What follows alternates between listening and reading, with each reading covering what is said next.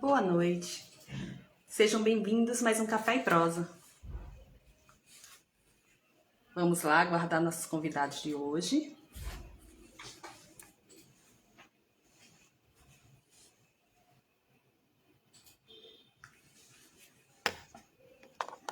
Vamos lá, Brena já chegou. E Maureen.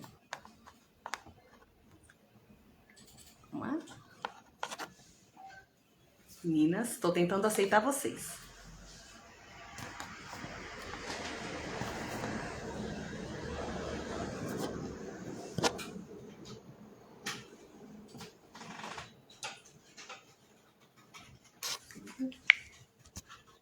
Isso.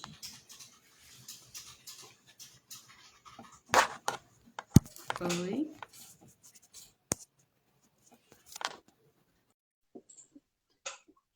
Aceita a Brena.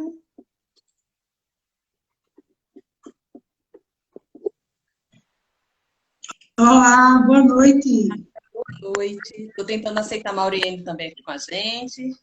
Sejam bem-vindas, meninas. Gratidão, boa noite. Hoje o tema é um pouquinho denso, mas vamos lá. Falar um pouquinho primeiro, né, que o programa Café e Prosa ele é uma realização da Associação Cultural dos Jovens Agrícolas e Ambientalistas da Paraíba, Cajamã PB, e que o nosso programa ele vai ao ar todas as segundas-feiras, das 18h30 às 19h30, no nosso novo horário aqui no Instagram.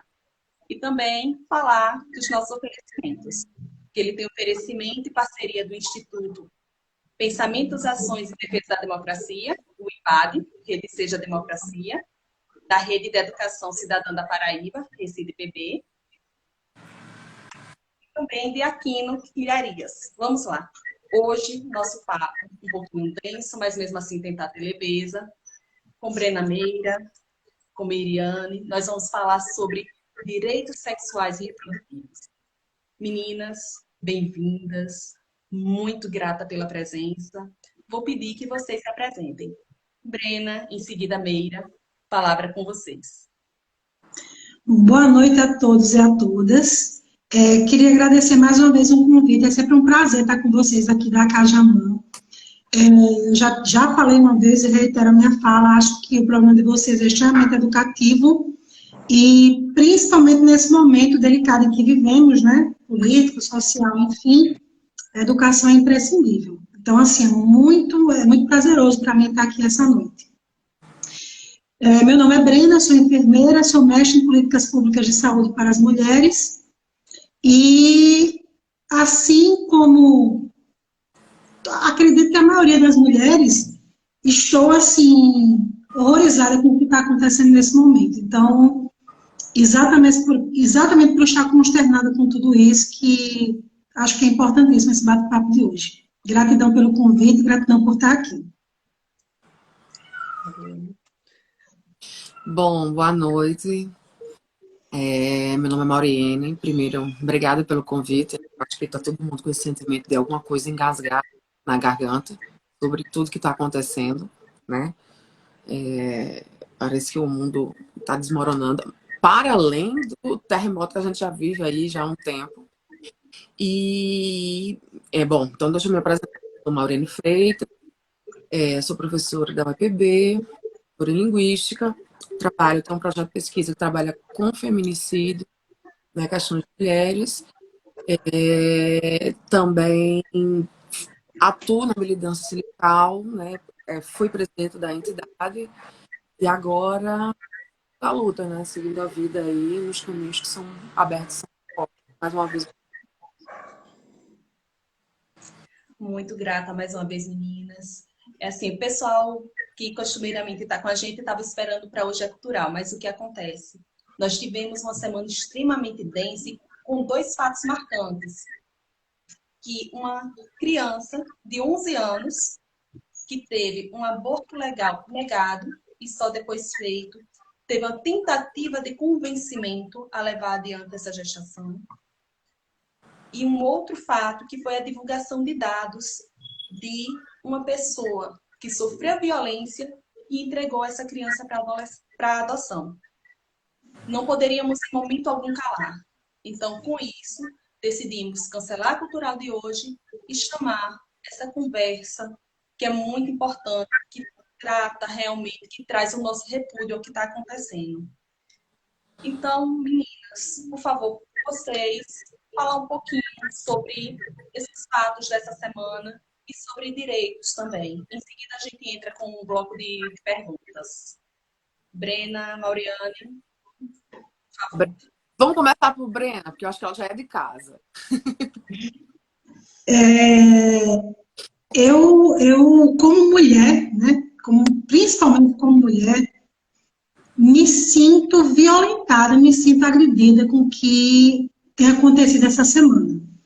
Eu só li, né, sobre o assunto, só me aprofundei mais sobre o assunto, sobre a leitura do assunto, há 2 dias atrás, e acompanhei algumas notícias nas redes sociais, e vi que algumas pessoas, alguns homens e algumas mulheres, comentavam assim, que a menina, que não foi estupro, que o sexo foi consensual, a menina de 11 anos teve uma relação consensual com o menino de 13 anos, então não foi estupro. Vi comentários de pessoas dizendo que a menina buscou comentários agredindo, né, a atriz, Carla, o nome dela, se não me engano, né, agredindo a atriz que também é uma menina ainda, né, e como mulher me sinto violentada também, como estas meninas. Eu vi um outro post falando sobre se você aborta, você está errada, se você coloca para adoção, você está errado, então o problema não é a questão de ser mãe, não é o parir, não é abortar, enfim, o problema é ser mulher. E me parece que a questão é essa mesmo, parece que a questão maior, a nossa maior questão é sermos mulheres, né? A sociedade, que é patriarcal, né, lógico, ela tenta, né, nos agredir de todas as maneiras, independente de que caminho a gente tente seguir. Então, acho que é importantíssimo que a gente discuta sobre isso, porque é uma discussão antiga. Por exemplo, a questão do aborto, né? Eu sou a favor do aborto. Eu nunca fiz um aborto, eu sou mãe. Para mim, ser mãe foi a melhor experiência da minha vida. Eu amo ser mãe, mas sou a favor do aborto para quem quiser fazer o aborto. E aí percebo que muita gente fica, mas tem a questão religiosa, mas tem isso, mas tem aquilo, e ficam argumentando para que as pessoas não tenham direito ao aborto e ficam contra essa discussão, enfim. Parece que esses 2 fatos me fizeram concluir que não há muito o que discutir. É a gente se basear mesmo em dados. É um problema de saúde pública? Então vamos resolver, vamos legalizar. Porque, independente do viés que a discussão tome, sempre nós mulheres seremos culpadas. Nós mulheres sempre estaremos num papel de algozes. Então não importa, não é a questão do aborto, não é a questão do que você vai fazer com a criança, não é isso. Nós sempre seremos as algozes da história e, portanto, culpadas. Então, eu acho que é o momento da gente sentar e começar a discutir as políticas de direitos sexuais e reprodutivos com base em dados mesmo, deixando de lado nossas paixões, deixando de lado nossas crenças e colocar isso para frente, né? Lógico que aí tem toda uma questão de representatividade feminina na política, enfim, mas aí é assunto para o resto da noite. Mas gostaria de reafirmar que estou horrorizada com tudo isso que está acontecendo. Bom, eu acho que o que tem de convergência nesses casos, e a gente pode citar tantos outros, né? Porque não foi a primeira vez, da outra vez até a própria Damares tentou, agiu, né, diretamente para evitar também um outro aborto que é previsto por lei, né, também criança, 12, 13 anos é uma criança, ela é uma discussão sobre o controle dos corpos. Os corpos são corpos femininos. O que está em pauta é esse controle de corpos. Que a gente fala, nós vamos discutir sexuais e reprodutivos. Eles são muito próximos, mas eles não são a mesma coisa. Se a gente consegue, mesmo no governo reacionário, ter grandes embates sobre questões que respeito a direitos sexuais, a pauta do direito reprodutivo, ela estacionou. Ela está estacionada. Ninguém, até o presente momento, nós não tivemos ainda força para enfrentar a pauta sobre o direito reprodutivo nos últimos, não vou nem arriscar 4, nos últimos 6 anos. Né? A gente teve aquela polícia no STF, várias pessoas foram envolvidas, mas na prática não trouxe nenhum avanço. Eu acho que, no que diz respeito a esse controle de corpos, é muito, muito importante, que a gente está de um governo conservador de extrema-direita, o papel do Estado. Até a omissão é um papel. Quando convém ao Estado, como aconteceu na ditadura, como aconteceu nas regiões do Nordeste, do Centro-Oeste, você teve políticas de Estado, políticas de governo para simplesmente a esterilização da população pobre. Isso convinha ao Estado. Hoje, você tem, sobre uma grande pauta de como é que nós podemos dizer, uma pauta ligada à família. Eu acho que a centralidade da questão, a cortina de fumaça é a família. Foi assim no golpe de 64, foi assim no impeachment de Dilma, e está sendo assim agora para disfarçar toda a política geral que vem. Então, a pauta que é chamada de famosa pauta do costume é isso. E essa coisa família tornou um grande jargão que entra todas essas discussões para tirar o foco do que é interessante, do que é importante. O Estado, ele se omite quando convém. Então, ele se omitiu, por exemplo, no caso da garota, que precisava fazer um aborto que é previsto por lei, e é importante a gente pensar que dentro das brasileiras, a partir de 1940, existem possibilidades de aborto para aquelas mulheres que foram vítimas de estupro, ou aquelas mulheres que, em decorrência da gestação, podem comprometer a sua vida. Né? E aí, mais recentemente, no início dos anos 2000, foi acrescentada a questão das bebês problemas de má formação cerebral, que não tem consistência efetivamente se após o parto consegue efetivamente sobreviver. Então a gente tem essas 3 condições dentro da legislação brasileira. Então o Estado se omitiu no caso da criança. Por quê? Ela negou. E quando eu falo Estado, a gente está falando de estrutura, está falando de uma juíza que sabe qual é o papel dela, e ela é treinada, ela é formada para conhecer. Quer dizer, nós podemos negligenciar, porque nós não trabalhamos com ela. Eu não trabalho com lei, eu sou professora de linguística. Eu não sou obrigada a conhecer absolutamente todas as leis. Mas ela sabe. Quando ela faz aquele tipo de intervenção no julgamento de uma criança, você percebe pelos trechos do vídeo que a criança não sabe nem o que está acontecendo ali. Bem, ela é monossilábica. Sim, não, estou bem, não estou, isso e outro. Então ela manipula. Ali ela é o Estado. E o Estado negligencia, tira essa criança da tela da mãe e põe num abrigo para afastar o vínculo, né? Porque foi a mãe que solicitou a medida, né? Para que houvesse o aborto. Então, é o Estado que faz isso. Mas, ao mesmo tempo, a gente pode ver, não sei se vocês algum tempo atrás, grandes escândalos, né, de grandes contratos no Ministério da Saúde, de grandes empresas farmacêuticas que implantaram DIU, né, à revelia das mulheres e que, em alguns casos, provocaram esterilidade. Não queriam. Então, ora, ele age na omissão, ora, ele age deliberadamente. E tudo isso é o quê? Isso é a função do Estado. Sendo esse Estado desmontado ou não por este governo que está aí, neste governo Bolsonaro, ele tem uma função e ele está cumprindo. E esse cumprimento dessa função, ele vem recorrentemente resultando no quê? Nas violências.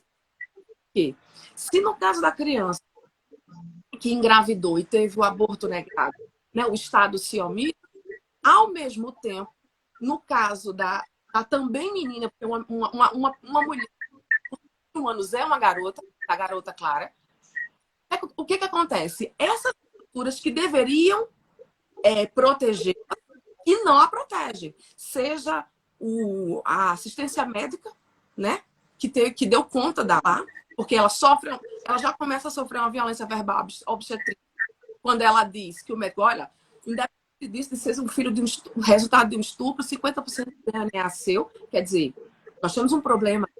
Nós temos um problema. A enfermeira que, logo após, solta, né, uma piada, e pergunta, está o colunista que... A gente tem um problema aí, e a gente tem um problema, e o problema é que não pode ser resolvido somente com punição. Vai processar, vai prender. Eu acho que tem um problema, inclusive, na própria formação, é um problema anterior. Que profissionais são esses que têm esse tipo de formação que tem uma condução dessa maneira, dessa forma? Tem tantos outros grandes problemas, e não adianta a gente dizer que a questão do estupro da menina Clara, ela está enfrentando tudo isso, provavelmente com o apoio da família, mas é uma guerra individual, é ela que é obrigada a lidar com os traumas, né? Mas aí nós temos também um agravante, e o agravante qual é? O papel das redes, não posso dizer redes, mas das mídias nesse processo. Porque a gente tem, nesse caso da Clara, assim, uma sucessão de violências que começa no estupro e que vai seguindo após, inclusive, a situação dela. Porque você tem um veículo de comunicação, né, que vem, veja bem, e me preocupa muito, porque é um veículo de comunicação que parece que vem seguindo um método. E o método qual é? É o like, o sensacionalismo, em detrimento de qualquer tipo de cuidado, de qualquer pauta liberal, nem que seja pauta liberal de gênero, eles não conseguem fazer. Porque lembre-se que esse veículo também foi o veículo que vinculou desgaste e expôs aquela moça que teve um surto psicótico e que teve relações sexuais com um mendigo. Veja, me parece que tem um método aí, sabe?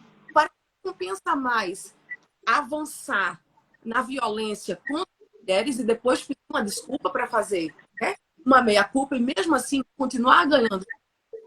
Você tem aquela outra pessoa que, infelizmente, é uma outra mulher, né, que essa sim estava fazendo política. Né? Essa sim estava fazendo política. Ela diz que não faz política, mas ela faz política. Ela é pré-candidata a deputada estadual, está lá no perfil do Instagram dela. Né? Ela se reconhece como uma mulher conservadora de direita. Né? Ela traz essa questão. Foi ela que colocou. Né? As pessoas estão queimando outra mulher, estão rifando outra mulher, mas é uma mulher que tem lado.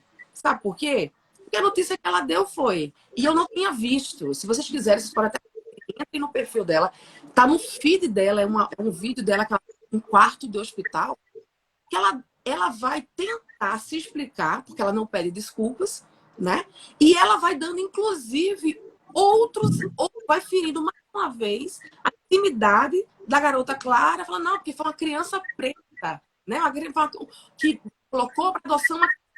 Olha, mas eu não sabia do estupro. Quer dizer, mas se fosse uma criança negra, mesmo assim, ela não hesitaria em expor a situação de um procedimento que é garantido por lei, que se a mulher não quiser ter o bebê, ela tem o direito, é legalmente garantido que ela pode colocar para adoção, né? Desde que sejam trâmites, que não que eles colocam, né? A adoção brasileira que antigamente existia. Então, o que a gente está vendo? A gente está vendo aqui uma disputa de corpos. E aí, que a minha companheira estava falando aqui. Olha, se o corpo feminino é culpado. Se tem o bebê e coloca a situação, corpo feminino, e é culpado. O que está em jogo aqui são os nossos corpos. É a falta de autonomia. Veja como é interessante. Olha, se você quiser me interrompa, eu falo demais. Se não me interromper, eu falo todo mundo, pelo amor de Deus. Mas veja como é interessante para o capital o controle dos nossos corpos. Você tem uma moralista, né, que coloca o controle de natalidade para algumas mulheres, meu povo. E é preciso entender isso, que tipo de mulheres que podem, né, exercer ou não esse controle de natalidade. Mas se a gente pensar, por exemplo, quando há necessidade do capital, por exemplo, uma situação de escravatura, o que é que você tinha? Você tinha homens e mulheres tidos como reprodutores para fornecer mão de obra para esse capital. Então, é controle de corpos. É o controle dos nossos... E cada corpo traz consigo suas identidades e suas trajetórias. A maternidade para o corpo biologicamente feminino, ela, se não administrada, ela traz consequências que vai impactar na trajetória de vida, na decisão da trajetória de vida. E aí a gente pode pontuar alguns pontos. Eu acho que tudo aqui, de certa forma, já dialoga sobre isso. Ora, se você fala de maternidade, obrigatoriamente tem que ter o quê? O cuidado. E a gente sabe que socialmente o cuidado, pelo menos num senso comum, ele é ação, né? Ele é colocado como ação feminina. Quando você não tem essa divisão de tarefa, e aí a gente faz aquela discussão entre a mulher da esfera pública e a mulher da esfera privada, a sobrecarga de papéis e de tarefas que nós mulheres temos que ter, a maternidade ela vai impactar. Por quê?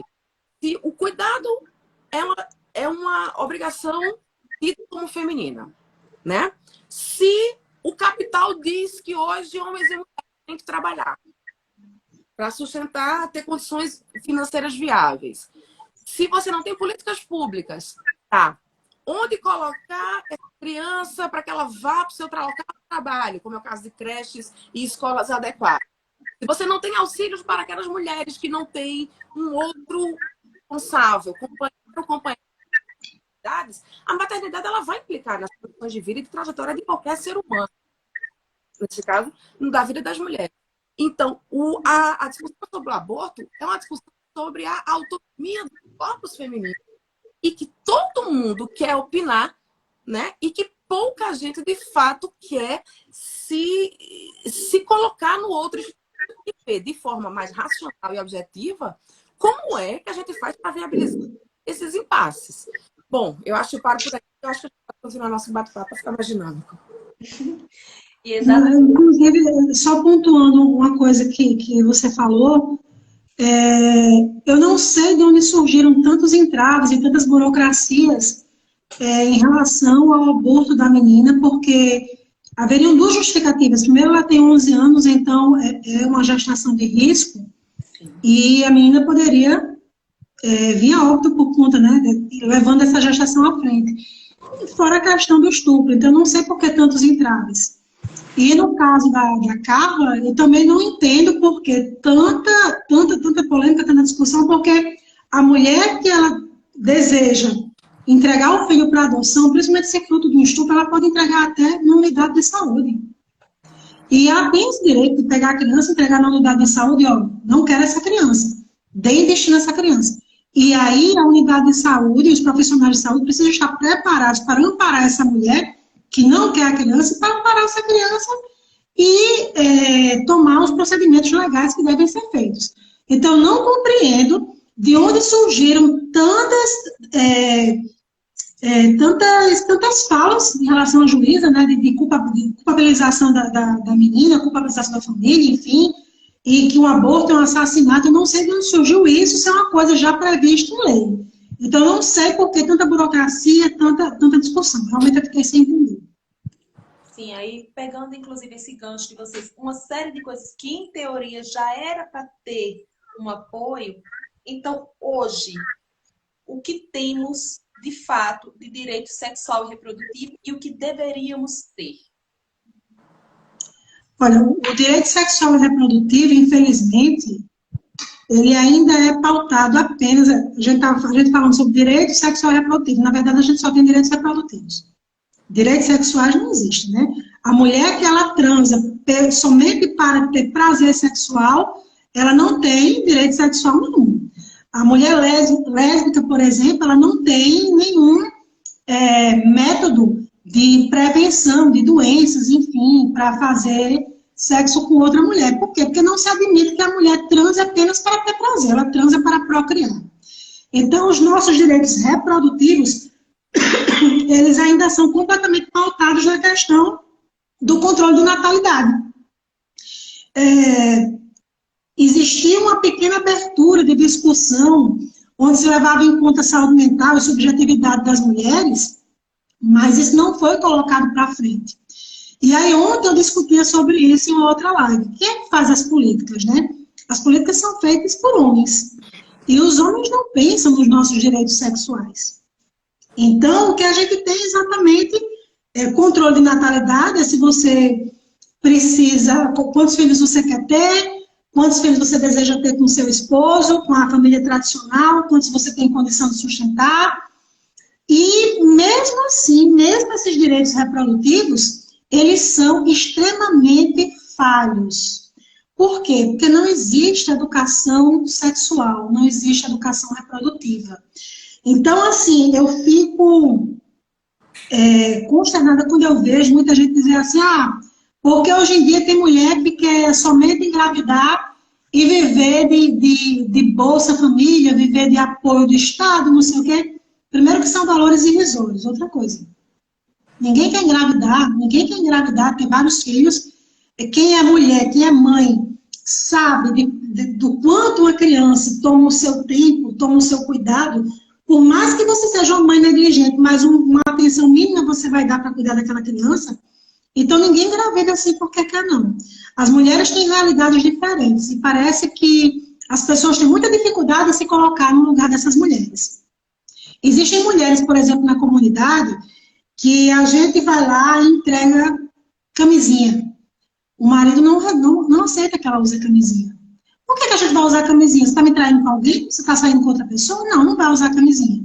Tem mulheres casadas que são estupradas, então elas não têm nem tempo nem direito de usar métodos contraceptivos. Não existe nas unidades de saúde grupos, não existem ações voltadas para as mulheres para que elas compreendam os direitos reprodutivos dela e escolham, né, uma forma de fazer valer esses direitos reprodutivos. E sexuais não existe essa discussão. Não se fala na mulher, no prazer da mulher apenas pelo prazer, mas sim no prazer ligado à procriação, ou seja, no prazer que a mulher vai dar ao homem com o intuito de procriar. E em relação ao aborto, os direitos que nós temos é a questão do estupro, né? E quando também uma gravidez de risco. Então, a menina se encaixava nos dois. E houve toda essa celeuma, toda essa discussão. Só para pegar um gancho aqui, né? A questão aqui não é abortar ou não abortar, porque o aborto existe, o aborto é real. Eu trouxe aqui para vocês um dado de uma pesquisa de 2016, que foi um conjunto de professores, entre eles encabeçado pela Débora Diniz, da UNB, e chama Pesquisa Nacional do Aborto, era 2016. E aí eu trouxe uns dados que tem nessa pesquisa para a gente entender que o aborto é real. E aí, falar de aborto também é falar de classe e raça, porque eles estão juntos, abortos e abortos. Mesmo nos Estados Unidos, que agora presenciou um retrocesso na sua legislação, né, que a Suprema Corte revogou o direito de fazer, que era garantido o direito de aborto para as mulheres em todo o território, né, norte-americano. Mesmo nos Estados Unidos, você tem um porém que a gente não fala. A gente coloca os Estados Unidos, né, o centro do capitalismo como sendo o modelo da sociedade liberal, mas mesmo nela você tem contradições. Porque em 73 eles aprovaram essa medida. Em 76 houve, acho que a minuta Heide, se eu não me engano, que diz que fundos públicos não podem ser utilizados. Fundos públicos são restritos para fazerem abortos. Então, o que você faz um recorte aí? Você faz um recorte de classe. E a gente está nos Estados Unidos, gente. Assim como no Brasil, pobreza está ligada a preto.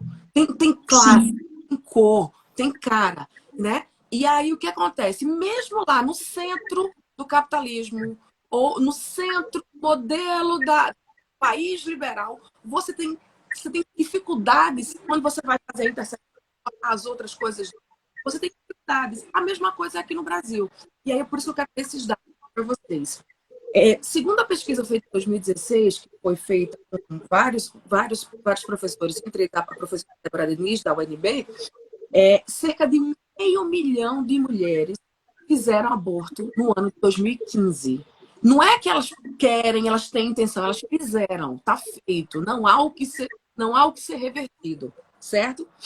Isso dá uma média de 1.300 mulheres por dia. Quase uma mulher por dia. Ou seja, o aborto é real, ele existe. O que nós estamos discutindo aqui é o Estado responsabilizar por esse procedimento de saúde na mulher. aliás, não só da mulher, né? É um procedimento de saúde de qualquer ser humano, né? Isso. E aí trago outros dados dessa pesquisa, que ela é muito, muito, muito, muito expoente no que diz essas estatísticas. A maioria das mulheres que fizeram aborto se consideram mulheres religiosas, católicas e protestantes.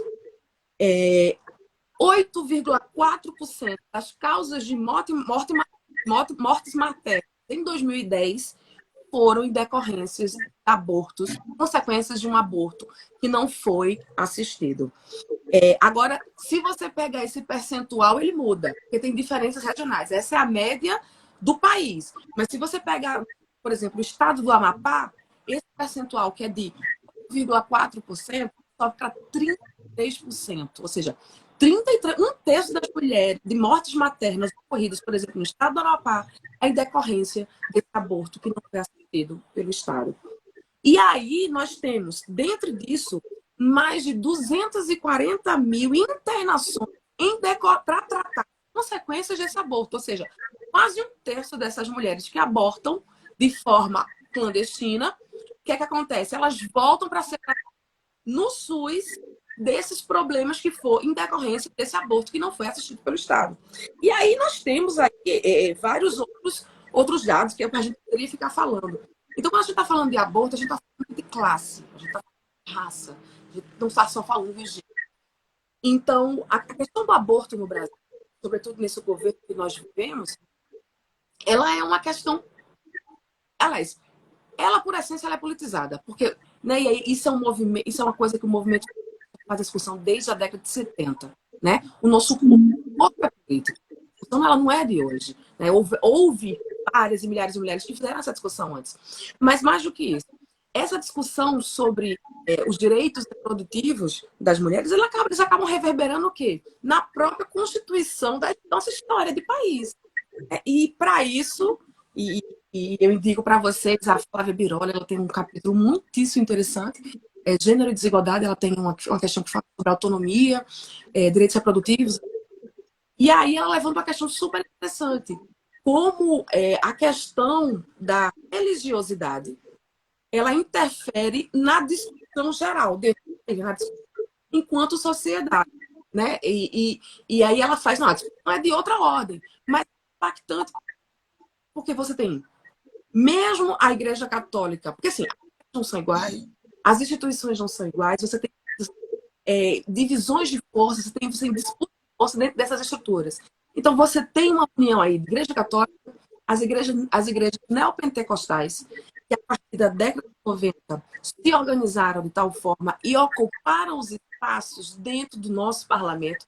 E aí eles estão legislando, né, e fazendo pressões justamente nessas pautas que interessam, as pautas aparentes, porque a gente sabe que as pautas de fundo são as grandes negociações que não saem no noticiário. O que sai no noticiário são as pautas chamadas pautas de costume. E aí você tem esse grande conglomerado que centraliza a discussão, né, move paixão e descola de uma realidade que é a vida das mulheres.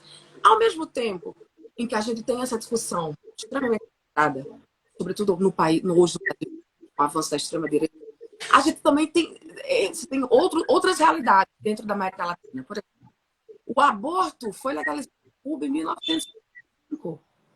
E aí você tem alguns avanços no Uruguai, com a legalização em 2012. Você tem, o México, em 2007. O Chile, que sequer permitia nenhuma forma de aborto, em 2017. A lei chilena se aproxima mais ou menos do critério que hoje é a lei brasileira, né? Então, a gente tem esses avanços, mas também tem esses recursos que a gente presenciou, por exemplo, como foi o caso da situação dos Estados Unidos.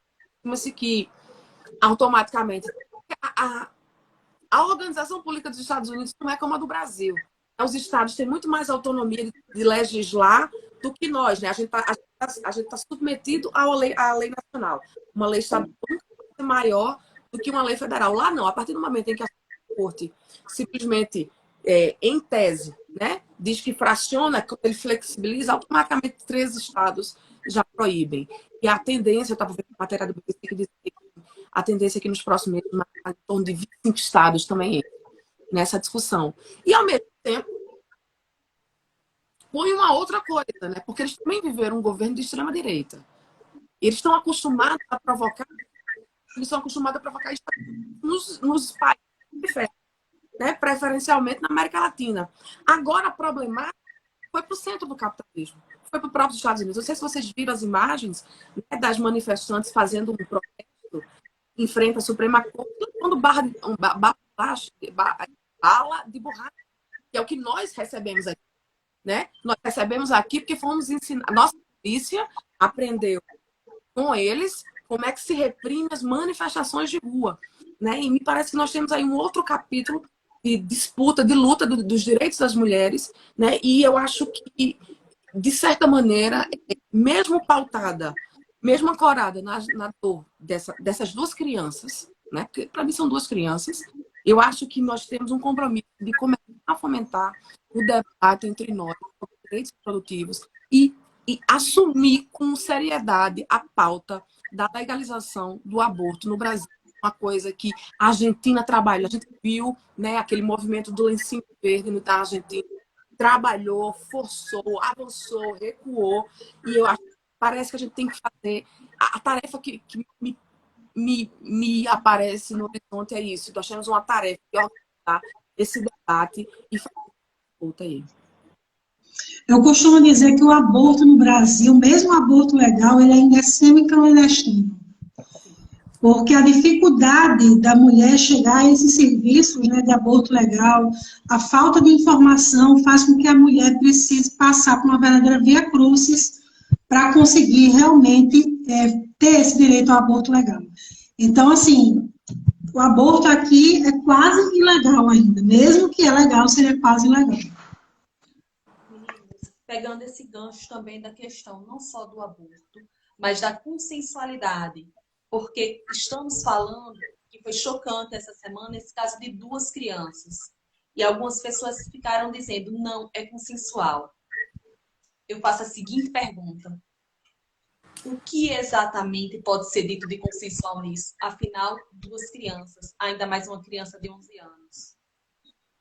Então, o porquê dessa questão de menor de 14 anos ser enquadrado como estupro de vulnerável, ser considerado sempre como estupro, independente de se dizer a qualquer momento a existência de consensualidade. Olha, o consenso passa dentro de uma maturidade. Uma pessoa de 14 anos... Olha, eu confesso que até, olhando para trás, há 20 e tantos anos, eu acho que eu não tinha muita maturidade para consensual, para aceitar algumas coisas. Aliás, eu acho que a gente tem mesmo cabelo branco, tem coisa que você faz. Meu Deus, como foi que eu aceitei isso? Mas, saindo um pouco da anedota, porque assim, nós temos uma tradição de não conversar. Né? E foi uma coisa que a gente fala um pouco no início da nossa live. Nós temos questões sexuais com as nossas crianças, respeitando, né, devidamente os estágios dessa infância, estamos com os nossos adolescentes. Eu acho que todo mundo lembra o que é que foi aquela palhaçada da kit gay, o kit gay da eleição de 2018, né? Que na sequência culminou naquela outra palhaçada de projeto Escola Sem Partido, e que se dizia que as escolas estavam ensinando as crianças a fazerem sexo. Quer dizer, uma grande fake news, né? A gente está disputando o tempo inteiro o mundo. Então, tudo na vida é política. A gente nasceu, viveu, morou em comunidade, é político. Tudo tem que ser negociado, tudo tem que ser acordado. Seja as regras, seja as permissões, tudo é política. E essa interação é o que a gente chama de política. Uma criança tem capacidade de consciência do que é isso. Ela não sabe o que é isso. Não deu tempo a amadurecer. O corpo não amadureceu. Biologicamente não é amadurecido. Psicologicamente não é amadurecido. Simbolicamente não é. Então, e aí a gente resvala numa outra. Gente, internet virou território de lei. Entendeu? Tudo pode, inclusive, sobretudo odiar nas redes sociais, né? E aí, ao mesmo tempo, vai ter uma sociedade em que a sociedade da positividade. Eu terminei de ler um livro agora que chama Sociedade do Cansaço, né? A necessidade do tempo todo da gente estar se mostrando, né? Então, o que a gente está fazendo aqui, nós somos um produto dessa sociedade cansada. Nós somos refém das redes sociais, nós estamos nos mostrando, nós estamos nos expondo o tempo inteiro. E aí, a partir do momento em que um assunto vem, né, e que a gente não tem efetivamente acesso a toda informação, todo mundo a gente tem que aceitar. A gente tem que aceitar que a sociedade é feita, inclusive, por pessoas que têm que matar. Que, se pudesse, queria restabelecer a lei e tal, olho por olho, dentro por dentro. Me fez o mal, eu vou lá, vou me vingar e vivo assim. Então, o lance do consentimento, ele não é claro, inclusive, né? E aí a nossa colega falou que ele não é claro, inclusive, para mulheres adultas que são casadas. Elas acham, por exemplo, elas não se acreditam em estupro marital. Não se acredita que haja, por exemplo, estupro dentro do casamento, porque acha-se, existe uma cultura, e é simbólica, gente, é pratical. É o conjunto de valores éticos e morais que a sociedade acredita. Isso não é lei. Está no cenário, no senso comum de todos nós, de que uma mulher casada tem obrigação de fazer sexo sempre que o parceiro... E não é. Por quê? Porque nesse mesmo caso, o consentimento dela não é consultado. Então, ou seja, se ela tem a obrigação, ela não tem consenso. Então, a gente é mero receptáculo. Então, a gente volta, né?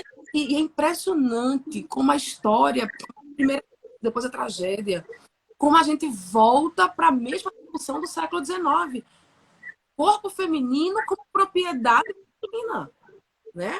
Então, quando convém...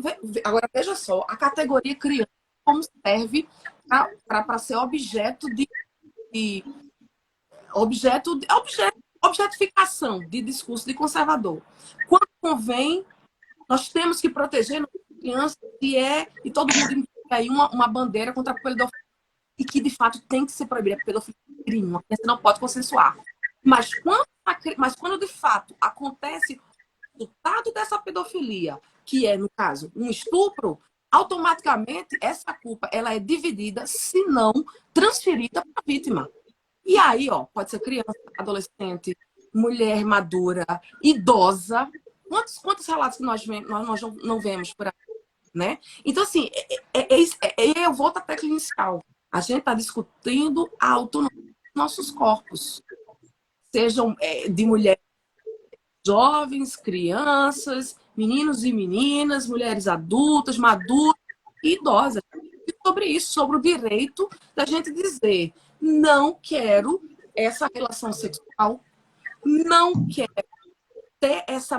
quero ser um transmissor dessa maternidade compulsiva, gente.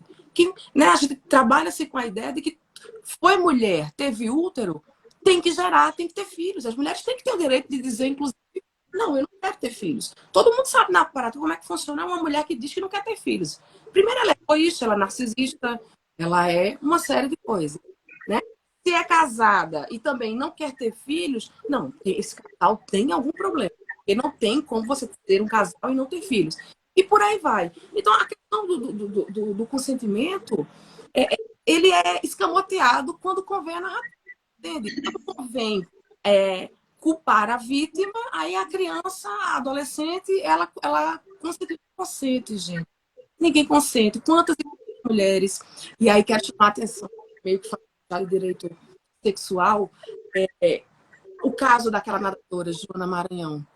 Inclusive, virou lei a questão da importunação sexual, de que ela foi abusada sexualmente na infância pelo treinador, mas ela só tomou consciência que aquilo que ela vivia era um abuso quando ela se tornou adulta e essa é uma série de outras coisas.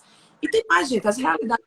A realidade de uma mulher hoje, numa capital urbana, é de uma mulher que está lá na zona rural, né, afastada dos grandes centros, é outra. A informação não adianta dizer que vivemos num mundo globalizado e aí chega para todo mundo que não chega. Porque se chegasse o ensino remoto que aconteceu na pandemia, estava todo mundo aí, mestre, doutor e formado. O que as pessoas não aprenderam por computador. Tecnologia não resolve nossos problemas. Então é isso. Então acho que o consentimento conhecimento é uma categoria que é utilizada para manipular a opinião pública quando convém, né? Para os conservadores. Essa fala sua sobre essa questão das pessoas que dizem, não, hoje todo mundo tem acesso à informação. A informação de qualidade, não. A informação filtrada, não. E outra coisa, é preciso que a gente compreenda que existem pessoas, não são poucas, que vivem um estado tão doentio de ignorância que elas não conseguem processar as informações que chegam até elas.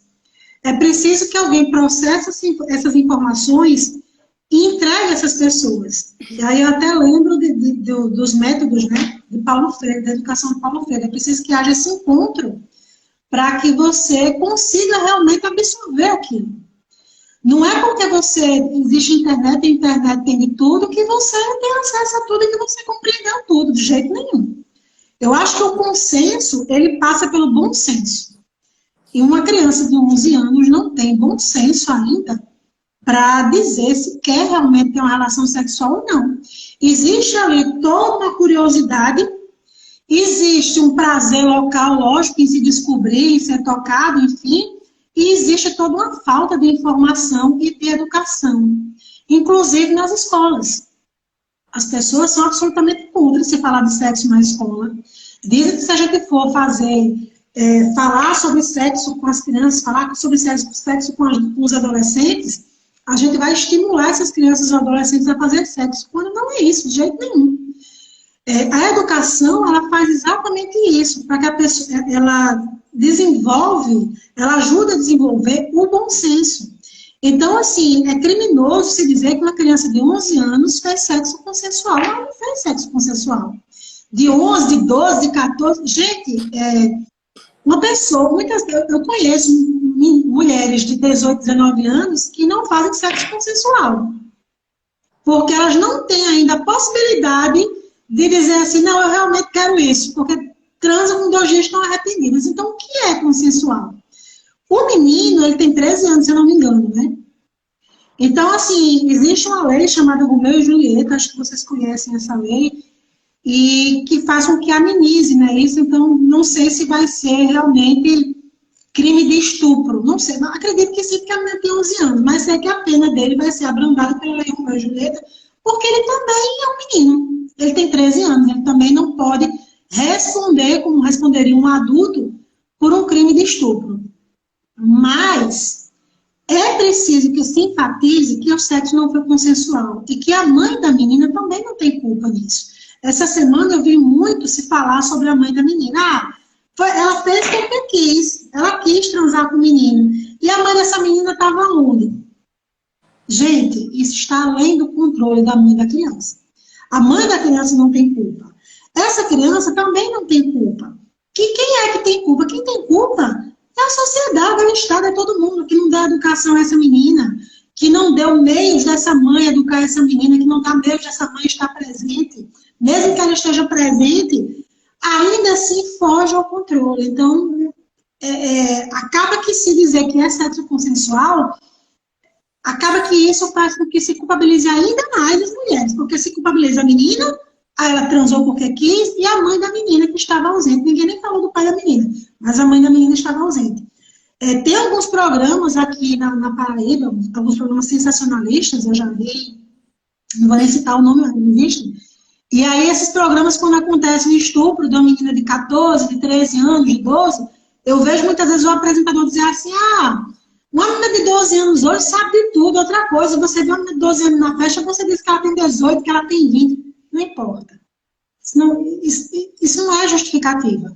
Você é um homem, você conversa com a menina, você sabe com a menina, então não há justificativa para você transar com aquela menina. Se ela tiver aparência de 20, de 50, de 60, não importa. Não existe isso. E outra, ela não tem bom senso, ela não tem consciência ainda, ela não tem compreensão, ela não tem possibilidade de dizer eu estou pronta para ter uma relação sexual. Então, é estupro sim. Inclusive, da questão de importunação sexual, teve um caso essa semana que ele foi enquadrado como estupro porque eram crianças menores de 14 anos. E a delegada, crianças menores de 14 anos, foram à direção da escola, denunciaram, foi chamado o conselho tutelar, a delegada especializada atendeu e ela enquadrou o estupro e ela informou que são crianças, elas não têm qualquer possibilidade de consensualidade, sendo assim enquadrado como estupro. Então, isso é algo que tem ainda muito pano para ser estendido, inclusive trazer uma pessoa especializada para falar sobre é interessante, poderemos fazer em outra ocasião, mas lembrar isso, menor de 14 anos não é considerado capaz em momento algum. Então, é estupro de vulnerável. E como já foi dito muitas vezes por 17, 18, 19 não tem condições. Maiores de idade que estão numa condição de não dar consensualidade, seja porque bebeu demais, porque está afetado por algum medicamento. E algumas pessoas dizem, não, ela queria. Ela não estava em condições de conceder qualquer coisa. E isso é muito delicado na nossa sociedade. E aí eu pergunto para a Brenda, como profissional da saúde, consequências que podem ocorrer é a gravidez. Já foi falado um pouco sobre o direito ao aborto em caso de violência. Qual deveria ser o procedimento das unidades que recebem? Inclusive também em caso de violência e que a unidade atende de imediato. Como deveria ser esse acolhimento? Como deveria ser o procedimento de acolhida a essas pessoas, a essas mulheres? Bom, o Ministério da Saúde tem uma cartilha que fala apenas sobre isso. É uma cartilha que não é discutida, que é pouco discutida na academia, nos cursos de formação em saúde. É pouquíssimo discutido esse assunto. Eu mesma não lembro de ter falado sobre isso na academia, mas essa mulher ela pode procurar qualquer serviço de saúde, comunidade básica, e a partir dali ela vai sendo encaminhada para os outros serviços, né, de atenção secundária, terciária, enfim, o que for necessário.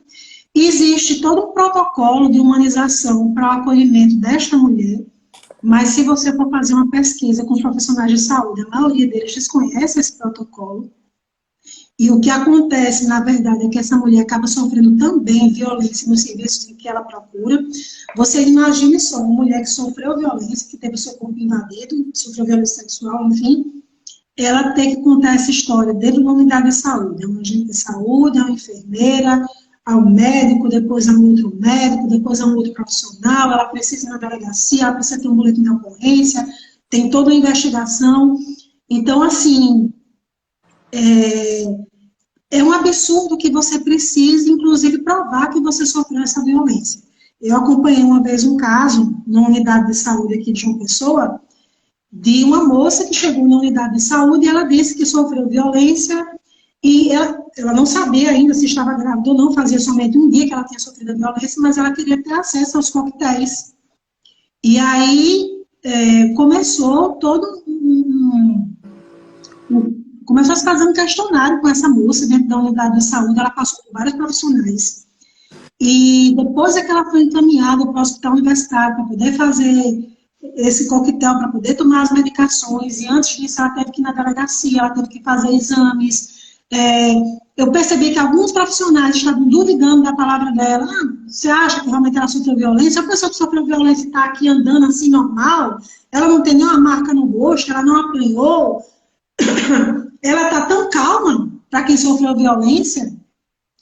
E aí eu fiquei assim, né, observando, nossa, quantos entraves para que você realmente seja atendido, para que você tenha essa assistência que já é prevista por lei e que tem uma carteira do Ministério específica para esse tipo de atendimento.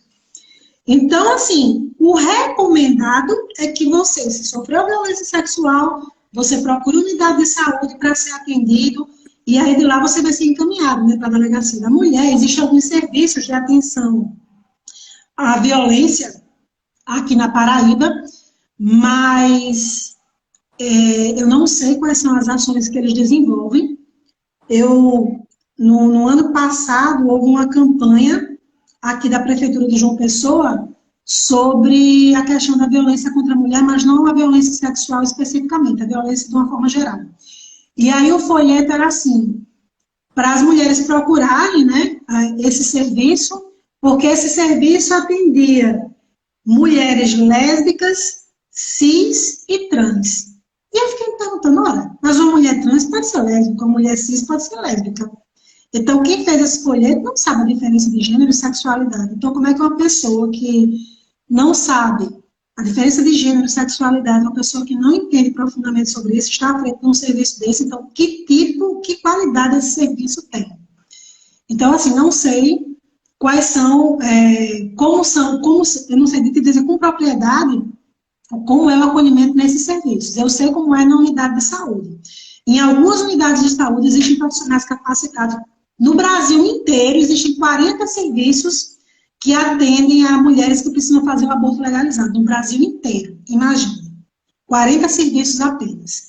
Então, assim, sei que aqui na Paraíba você pode procurar uma unidade de saúde e de lá você vai ser encaminhado para os outros serviços, tipo delegacia, hospital universitário, enfim. O que for necessário para que você tome o coquetel, né, o protocolo de prevenção de doenças, porque a gravidez é somente uma das consequências, né, da violência. Existem mulheres que sofrem violência e têm consequências irreversíveis. Existem mulheres que perdem o útero, existem mulheres que ficam inférteis, e isso não é só consequência de doenças, mas é consequência também da violência do próprio ato.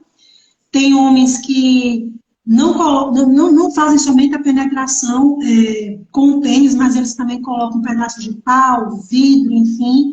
Quando a gente fala de estupro, as pessoas têm uma ideia de que é uma coisa bem simplória, que é um homem que vai pegar a mulher, vai tomar a força e vai transar com ela, enfim, mas não é somente isso. Existe toda uma violência física, existe toda uma tortura, além dessa invasão íntima da mulher. Você vê uma mulher que sofreu uma violência sexual, é muito triste. Só de perceber o semblante dessa mulher, você já vê o nível de sofrimento pelo qual ela passou. Uma única vez eu tive a possibilidade de ver uma mulher fazendo um aborto legal, e tinham 6 homens na sala durante esse aborto. Um era o médico que ia fazer o procedimento, um anestesiologista, e os outros eram acadêmicos de medicina que estavam observando ela fazer o aborto. Ela chegou sem roupa, coberta com um pano aqui na altura do peito, e você vê que o constrangimento dela era evidente.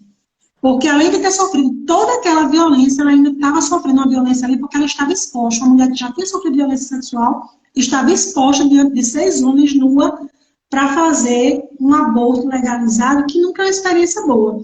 Eu vejo as pessoas falando, essas feministas que querem abortar. Gente, fazer um aborto não é uma brincadeira, não é uma diversão, não. Nenhuma mulher acha, eu já acordei, o sol está tão bonito, eu vou fazer um aborto. Não é isso. O processo abortivo é extremamente doloroso. Não falo nem da questão da dor física, mas da dor emocional mesmo.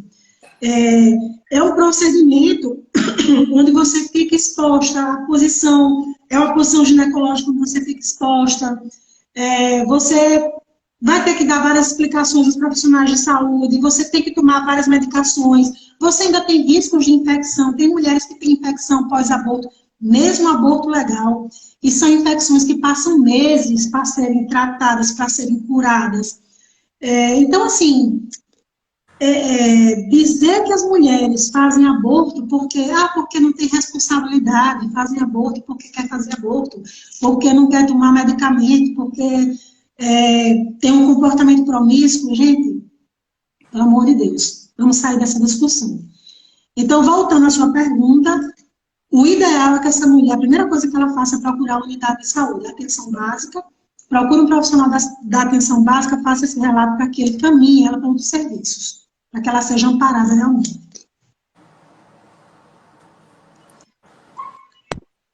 No caso, quando ela tem esse cuidado imediato, ela passa, ou pelo menos deveria passar por um acolhimento e fazer o seu dever.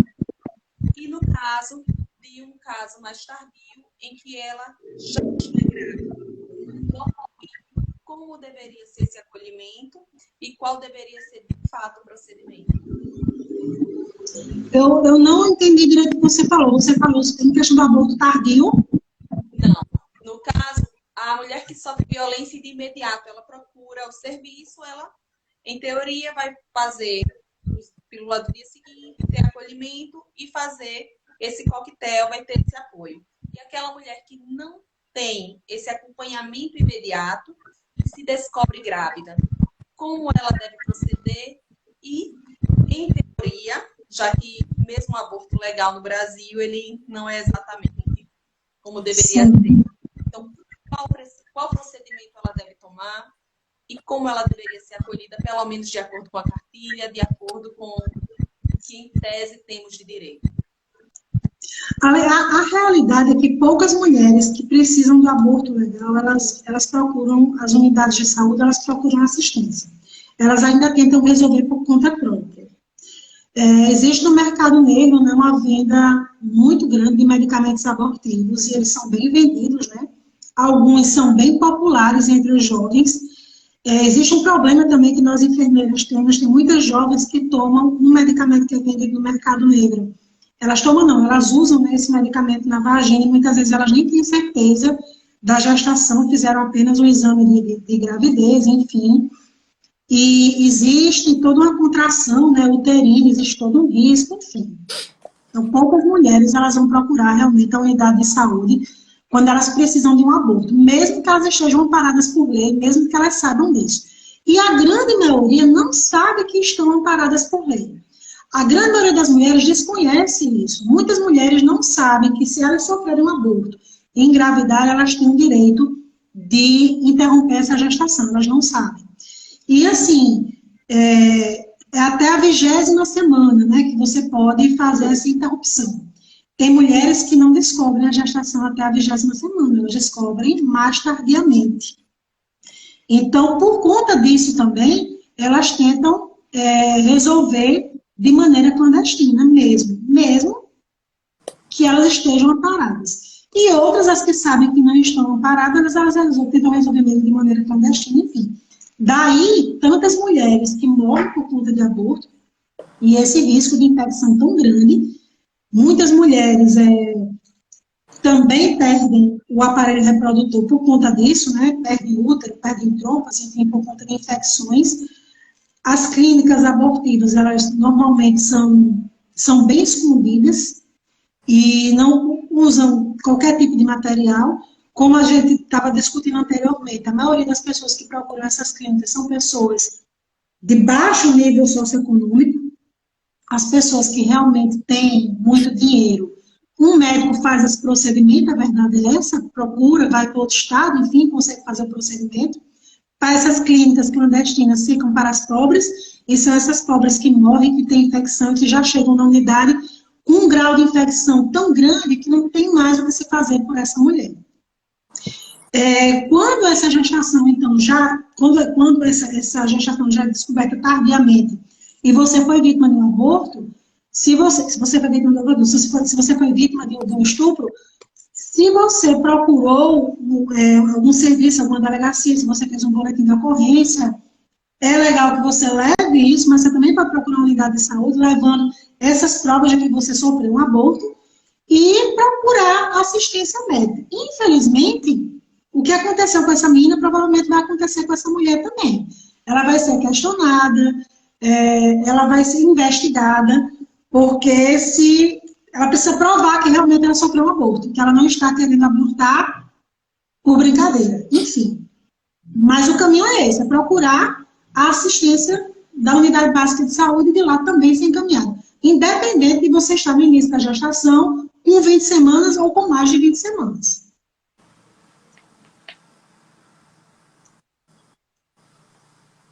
Mariane, queria comentar algo? Não, eu acho que é isso mesmo, né? Você fala sobre estupro é sobre humilhação. Não é sobre violência física, é a humilhação. Né? Então, mesmo nós ainda temos essas brechas na lei que prevê, né, essas possibilidades de aborto legal, nesse caso que a gente já comentou, me parece que essa rede ainda não está preparada, né, para acolher, para dar prosseguimento a essas ações, ao cuidado com essas mulheres, né? É violência por todo canto, seja verbal, a violência física, simbólica, elas passam por todo esse processo. E foi mais ou menos o que a gente viu, né, no caso da garota Clara, né? Clara Castanho, porque o caso dela é bem sintomático do que acontece, né? Então, ela passou por um processo, um trâmite legal. E nós estamos falando de Clara e falar do recorte social de Clara, né? Clara tem um recorte social que não é a mesma realidade para uma mulher que está lá na periferia, né? E que está passando por toda essa situação. O fato é que, eu insisto, a gente tem que assumir a bandeira da legalização do aborto, sim, entendeu? Eu acho que tem que fazer essa disputa. Não é sobre... É sobre a vida das mulheres, como diz a insígnia do próprio movimento das mulheres.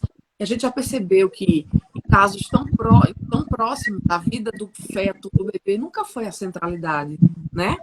Seja no caso da criança que foi negado o direito de fazer um aborto, seja no caso de Clara que teve, que já era, em teoria, do ponto de vista jurídico, tinha a possibilidade de fazer esse aborto e que foi vítima de um estupro. Quer dizer, se aborta, não é a proteção para a criança, não é a proteção do feto, né? E a gente vem sofrendo uma série de tentativas.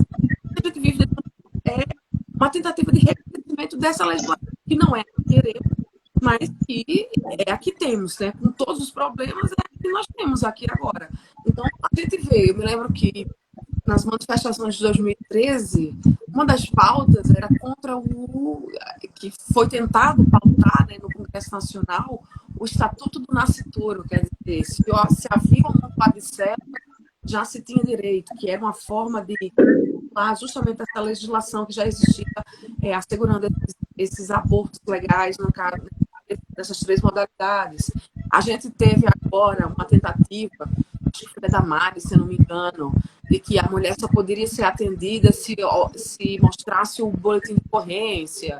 A gente teve também um outro deputado que queria que não se autorizar o processo legal de aborto, a polícia que fosse fazer investigação para concluir estupro mesmo. Quer dizer, são essas violências, reiteradas violências, que nós mulheres vivemos. Né? Eu, particularmente, não tenho filhos, até o momento, nunca tive vontade de tê-los, mas defendo o direito. Se eu não quiser fazer um aborto, eu não faço, mas eu tenho o direito de falar sobre o corpo de uma outra mulher, que eu não sei a realidade econômica, realidade física, familiar, geográfica, social, religiosa, né? Uma série de outros fatores. Eu não tenho direito de dizer se essa mulher tem que levar essa prestação adiante ou não. Eu acho que quem quiser ter seu filho, eu acho que tem todo o direito, né? Mas, ao mesmo tempo que essa mulher também precisa dizer que se ela não quiser ter um filho, ela não tenha, porque às vezes você não foi um estupro, mas às vezes você não vai ter estrutura. E aí essa vida, tá, tudo bem, vamos fazer a defesa da vida. Aí essa vida vai para um abrigo, cresce num orfanato, com todas as carências, com todas as faltas, né? Quando o Estado consegue, pelo menos, protegê-la dentro de abrigos, né? Porque a gente sabe que nem todo mundo consegue essa coisa. E aí, depois, você tem esse ser humano que vai ter uma série de dificuldades e que ninguém se preocupou. Mas ele foi o quê? Foi um feto, né? Em que várias pessoas fizeram, né, a defesa para que ele vivesse, mas que elas não se comprometeram, de fato, com a vida, né, desse feto que se tornou uma criança e que mais tarde se tornou um adulto. Né? Eu me lembro que, nas imagens que eu vi, do caso da Luísa, quando ela inquiria a menina de 11 anos, ela dizia que não, mas você pode você pode segurar mais umas semanas? Tipo assim, né? A criança não entendia que aquilo era gesto vamos por mais algumas semanas, né? Não, a gente segura um pouco mais para o seu bebê poder viver e aí depois a gente encaminha ele para que outra família tenha acesso. Mas quem garante que outra família vai ter acesso? Porque mesmo para aquelas famílias, gente, o processo de adoção não é um processo simples. Eu tenho amigas que estão passando por esse processo. Não é uma coisa simples. E assim, todo mundo no processo de adoção, as pessoas querem crianças recém-nascidas, de preferência branca. Se a criança tiver qualquer tipo de doença pré-existente, de qualquer síndrome, essa criança ela vai ficar o resto da vida dentro da estrutura de estado de abrigo. A maioria dos casais não querem assumir, né? E quando essas crianças chegam lá com um pouco mais de idade, também as famílias não querem, porque já chegam com personalidade e aí tem que lidar com outro ser humano, aquela coisa toda. E para além de tudo isso, por exemplo, eu tenho grandes amigas hoje que são solteiras, né? Não têm companheiros, querem adotar, mas não conseguem. Por quê? Porque o Estado entende que sozinha elas não dão conta, elas precisariam de ter alguém para dividir a responsabilidade. Eu entendo que isso é no sentido da proteção da criança. Mas que, sim, se você não tem um companheiro, se você não tem uma companheira, você também não pode adotar.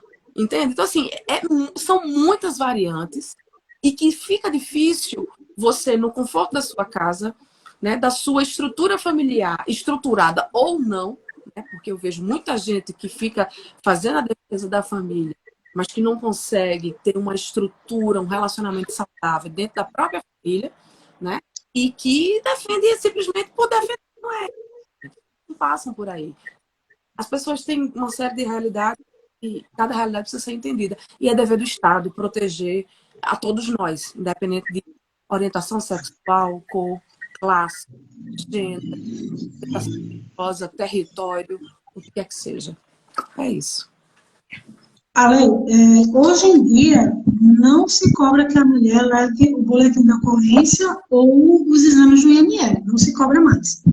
Mas a unidade de saúde precisa avisar a polícia em até 24 horas que essa mulher sofreu violência. Quando essa mulher procura a unidade de saúde, muitas vezes ela vai ser questionada se ela realmente sofreu aquela violência.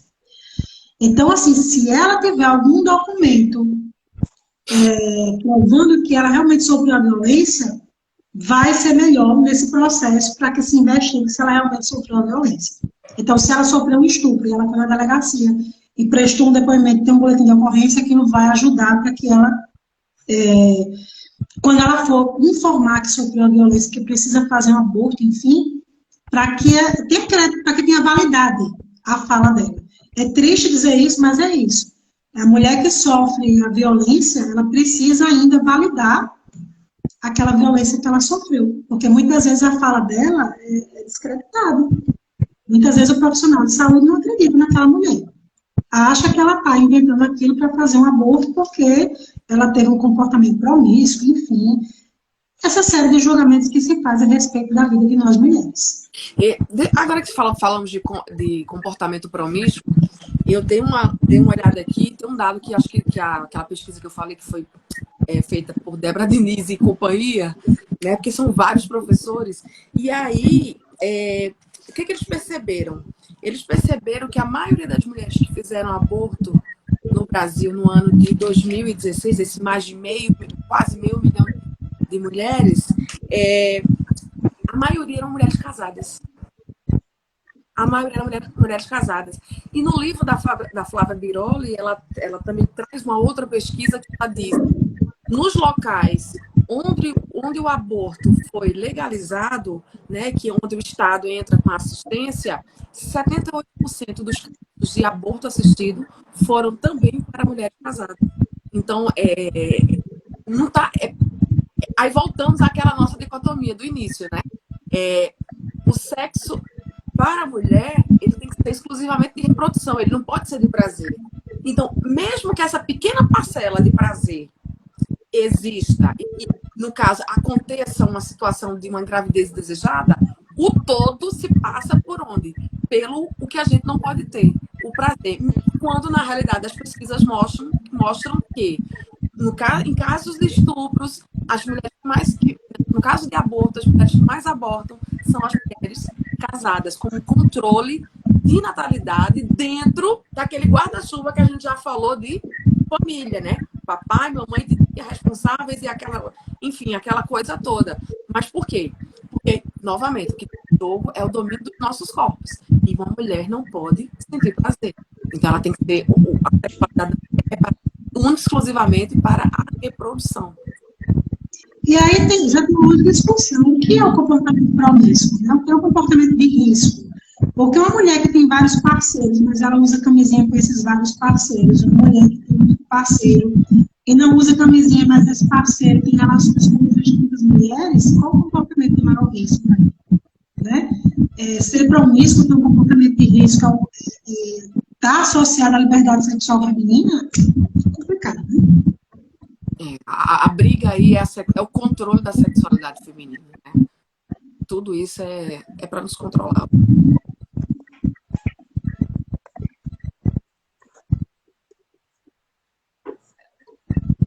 Não conseguindo alto. Meninos, conseguem me ouvir?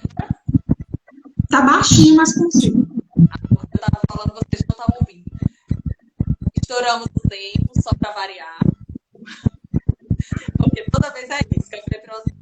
A gente tenta ter uma leveza mesmo com os temas densos. Então, gratidão por ter vocês aqui. Brena, deixar as considerações finais em seguida a Briana. Mauriane, muita gratidão por isso. E marcar outra ocasião para a gente poder juntas falar mais, porque é um assunto que vai se estender por vários momentos. Brena, contigo em seguida. Eu queria só agradecer. Como eu disse no início, é sempre um prazer estar aqui conversando. Para mim é uma conversa, é uma prosa, realmente. Para mim é uma prosa. É como se eu estivesse entre amigas conversando sobre problemas do nosso dia a dia, do nosso cotidiano. E aí falar sobre liberdade sexual, direito sexual e reprodutivo entre mulheres é muito gostoso. Então, assim, gratidão, foi um prazer conhecer. Já esqueci o nome dela, eu sou péssima com o nome. Mauriane, mulher, mas também com o nome desse ninguém... Eu não te culpo. Você veja, antes da live, tem um amigo meu, Paulo Ávila, não sei se ele tá aí, se ele tiver beijo, eu perguntei, tu conhece? Ele disse, conhece, eu me informei com ela. E eu disse, eu vou decorar o nome, mas já esqueci de novo. Maurine, foi um prazer conhecer você.